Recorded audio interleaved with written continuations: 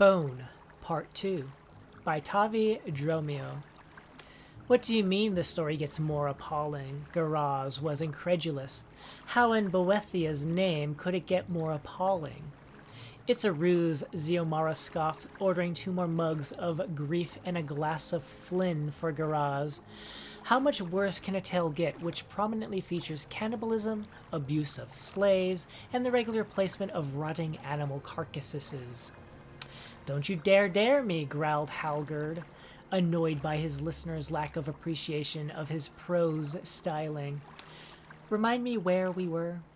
Arslic Owen is the owner of a stronghold under siege by savage, cannibalistic Nords, said Xiomara, keeping a straight face. After a lot of deaths and several unsuccessful attempts to get water, he had his armorer with the unlikely name of Gorkith outfit his slaves with the first ever bone mold armor. One of them finally makes it back with some water. It was only 1 jar full of water, said Halgerd, pulling back in his chair and continuing the tale. And Arslic Owen drank most of it, passing the remains to his dear armorer Gorkith and the last dribbles to the few dozen slaves who still lived. It was hardly enough to sustain health and well-being. Another expedition was necessary, but they had only 1 suit of bone mold left, as there was only 1 survivor of the trip. 1 out of 18 slaves made it through the gauntlet of Nords wearing that marvelous bone mold armor of yours, said Arslic Owen to Gorkith. And one can only carry back enough water for 1. Therefore, mathematically, as we have, counting you and me, 56 remaining people at the stronghold, we need armor for 54. Since we already have 1, you only need to make 53 to make the total.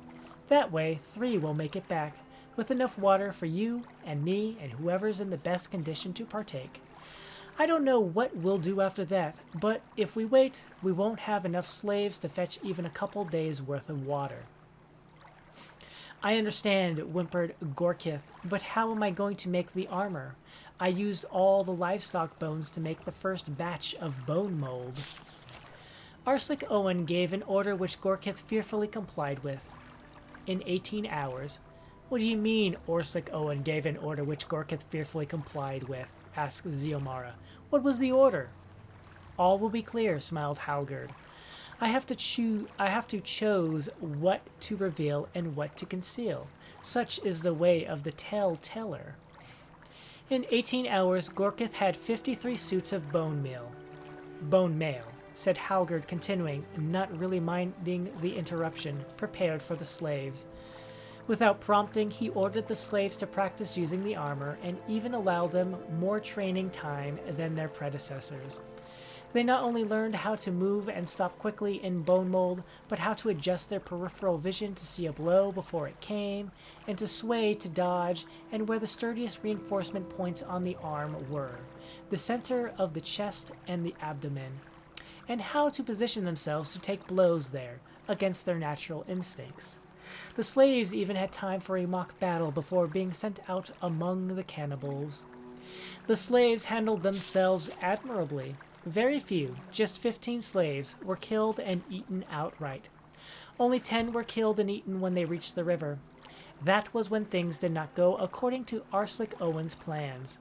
21 slaves with jars of water took off for the hills.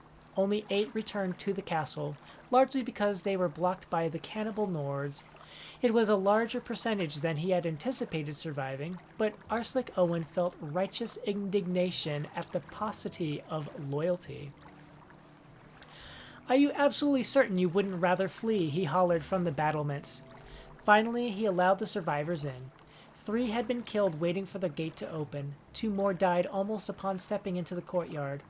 1 was delirious, walking around in circles, laughing and dancing before suddenly collapsing. That meant 5 jars of water for 4 people.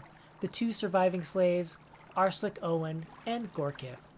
As the lord of the manor, Arslic Owen took the extra jar, but he was democratic with the others. You're quite correct, frowned Goraz. This story is getting more and more appalling. Just wait, smiled Halgerd. The next morning, Halgerd continued, Arslic Owen awoke to a perfectly still and quiet stronghold. There was no murmuring in the corridors, no sound of hard labor in the courtyard. He dressed and surveyed the scene. It appeared that the fortress was utterly deserted. Arslick Owen walked down to the armorer's quarters, but the door was locked. "Open up," said Arslick Owen patiently. "We need to speak." 30 out of 54 slaves successfully made it to the river and gathered water. Admittedly, some then fled, and a couple didn't survive because I needed to correct their fickleness. But mathematically, that's a 55% survival rate. If you and I and the 2 remaining slaves made the next run to the river, we too should survive.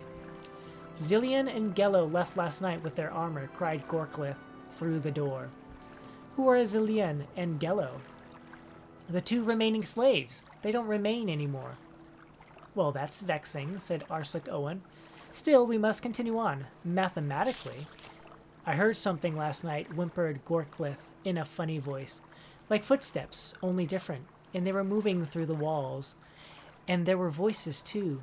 They sounded strange, like they couldn't move their jaws very well, and I knew one." Arslick Owen sighed, humoring his poor armorer. "And who was it?" "Ponic." "And who is Ponic?"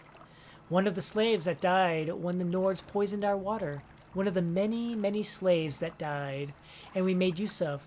He was always a nice, uncomplaining fellow. That's why I noticed his voice above all the others." Gorklith began to sob. "I understood what he was saying."